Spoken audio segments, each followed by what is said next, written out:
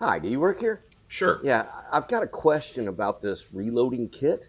The scale that's inside of this thing, is that a pretty good scale? 50-year scale. It'll last me 50 years, so it's a pretty good scale. First time you use it, you'll just buy an electronic and never touch it again. Oh, hi, old man Taylor, and welcome back to the reloading bench. Today, I want to talk a little bit about powder. I want to talk about scales. I want to talk about the way we measure this. This is really focused on the new reloader or someone who's interested in reloading and is trying to navigate all of this. We're going to look at a fairly high dollar electronic scale. We're going to look at the type of scale that will come in a quote reloading kit to get you started. This is pretty much the scale that's in Lee's, all of their packaging. We're going to talk about powder measuring. Do I have to have a powder measurer? What about this scoop that comes in my reloading dies? Can I use that? Is that good enough? We're going to load some cases. We're going to do it on both systems, see how it works. We're going to use the powder measurer. We're going to use the scoop, and we're going to find out, is this money well spent, or can I get away with what came in the box? Here's the electronic setup. Now I'm going to use the scoop on this one, and you can see my trickle charger sitting right next to it. If you're using the scoop, you almost have to have a trickle charger right there. This particular scoop is designed to give me 34 grains of powder. But of course, powder is different shapes, different densities. That's kind of a generic number. In this case, it came out really, really close. I did kind of make a heaping scoop there because I know it's just a little bit short of that. And then I'm going to put a funnel over the case and just pour it in. All right, but I'm going to dump it back in just to verify, how quickly that scale registers that. And you can see the scale's moving around a little bit. We're going to go for an average, what we get out of that. This is the scale that is probably in the kit, most likely if it's Lee.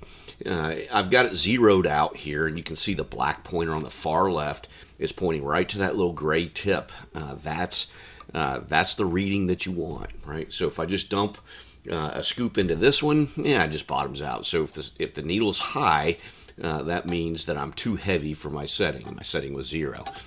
So now I'm dialing in 30 grains by rolling that ball to the 30. And now I've got to go to the set the ones and the tenths. So you can see a little window right under my thumb. I'm going for 34 grains there. I'm going to stop at 34. And then I've got these little tiny lines above the little tiny numbers. And I'm going to put a white spot there on the 0. And I'm also going to have to cover up a little bit of the 1 with a white, partial white, and a little bit of the 9. In other words, both sides of the number that I actually want. So that's 34.0 right there. And now, if I have it set to 34.0, I'm going to add gunpowder to that. And if the needle goes high, I know that I'm heavy. If the needle is low, I know that I'm light. Won't necessarily know how far away I am, but that's how I'll know which. So in this case, I can see I'm pretty light. So I'm going to have to add some gunpowder there. I'll just bring the trickler over, and we'll just start adding, just like we did with the electronic. But it's going to take a bit more, right? My angle of the camera is not exactly perfect. It's really, really close. But when you're doing this, you're going to want to get down to its height and look at it dead on. So you can see my needle now has settled out really, really close to that gray line. That's it. So I've got 34 grains. That's how long it will take to make each bullet if I'm using the scoop. So we're going to the powder thrower now. It's not adjusted because I kind of wanted to show what that process looks like, right? So don't know, how much is going to come out of there. Let's just throw a charge and see. It's light, so I'm going to have to just open that up. Don't know how much. It's a little trial and error here. I've got a little problem with this particular pan on the Lee.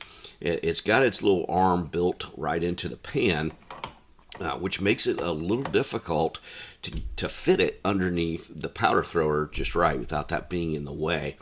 The challenge here is if it's not perfect perfectly flat.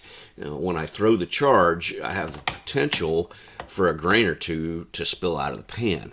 Well, if my next step is going right to charging the case, every case would be a little bit different because of that. And as I'm experimenting with this, I am seeing that is happening. So what I'm going to do is probably just grab the regular pan that I'm using on the RCBS pan, and use that because I can hold it flat and get a precise charge, and then dump that into the to the Lee scales. Now you can see I'm trying to slow that rocking down a little bit, and then just put my finger over the top there so it can't swing too high. Kind of slow that down, and make it settle faster. That does actually work. The higher end beam scales have dampers, magnets in them that really slow that down much better. The one that comes with the kit has nothing, yeah, so it does free float, and that definitely makes it slower. I should also point out that the piece that I was adjusting to get the 4 and the 0 is actually plastic. This particular one is probably 30 years old, and you can see that's settled out exactly, right?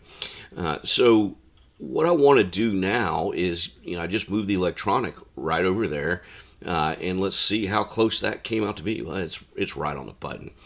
All right, now that we've seen it all, what are some final thoughts here? Which one of these is more accurate? Well, now we know they both are extremely accurate. They'll be as accurate as you need them to be. Uh, what are the pros and the cons? This guy, it's very sensitive to air movement. It's going to move around a little bit if my environment is not really tight. I'm probably, if I'm looking for an electronic, a modern electronic, this one's got a few years on it. I'm looking for a pan that's probably no bigger than my powder tray, so it's not impacted by all that wind. This is kind of amplifying the air because it's so large. So I'm looking for electronic. I'm probably looking for something very small with some shielding, some type of container right around that to prevent the wind from touching it. How about this guy? Doesn't really have that wind problem all that much. It's just we've got to let it stabilize. It's going to sit there and bounce and sway until it comes to rest. That takes time as well, right? So both of them have a pro and a con. This guy setting the charge on this particular model, the lead that tends to come with the intro kits, is a little finicky. It can be done, sure, absolutely. It's just a little finicky. My electronic, I don't have to worry with that. Now, when I'm using my electronic, I can see the weight of my charge and watch it climb until I get right where I want, and then I stop. With this one, I'm probably going to set a fixed charge and then just keep adding until I stabilize. Right. So that's kind of our pro and con there. Now, what about powder? Well, when it comes to powder, if I'm making a lot of cases, I'm probably going to want a powder measure. That's, just the way it is. This works. Yeah, it absolutely works. If I'm making a few cases or I've got plenty of time, this is how it was done for many years. So this will do it. This will do it faster. If I'm shooting something extreme accuracy, I'm probably going to do this, throw it just a little short, and then trickle each charge until it gets exact, like I showed in the video. You don't have to load every single case that way, unless you're shooting, very high precision, range shooting, that type thing. What comes out of here will be just fine. So those are our systems. Those are the choices as a new loader. What do I want to do if I'm on a budget? If I just want to make my first bullets and then figure it out, this scale will absolutely work. It will make bullets. The dipper, yeah, it's slow, but it will get it done. If I have a system to throw charges with this scale, that's probably a better setup. I'd say that's probably my recommendation for a beginner. If I'm going to go to an electronic, which electronic do I go to? I'd wait a minute on that and get some loading done and find out what your needs are and then match your needs. You may want an electronic powder trickler that's got that built into the scale. That's available today. So I hope you found that useful. I do have a channel. Be sure to subscribe and hit that button for me. I'll see you next time.